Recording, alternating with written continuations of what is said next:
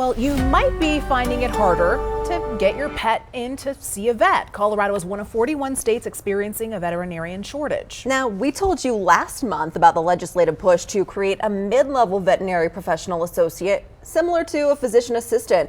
Tonight, I'm following up with other industry experts who say they don't feel like now is the right time. Dr. Will French has been a veterinarian at Littleton Equine Medical Center for over a decade. He loves working with horses. Today I was rechecking a lameness on a barrel racing horse and doing some imaging on her stifle.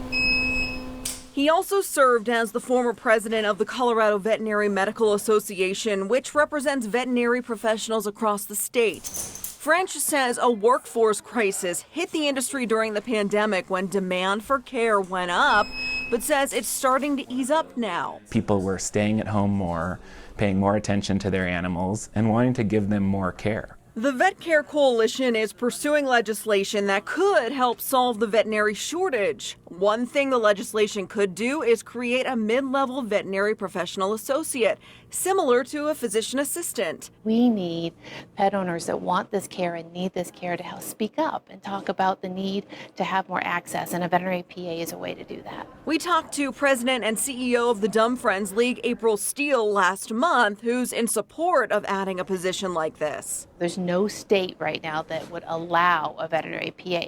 Colorado is leading the way in this conversation. However, French says now is not the right time for that. Right now there's no accreditation for a potential mid-level practitioner program, and there's no national competency exam for these mid-level practitioners. He says one thing that could help decrease wait times at a veterinary clinic, better utilization of veterinary technicians. Veterinary technicians are very well educated across a number of different disciplines: anesthesia, surgery help, all the way from helping with nursing care, administering medications. While French says applications at veterinary schools are at an all-time high, the problem is retention. More veterinary technicians and other staff are leaving than actual veterinarians. He stresses underutilization and lack of job satisfaction is a big reason. There will certainly be more conversations about this issue over the years to come.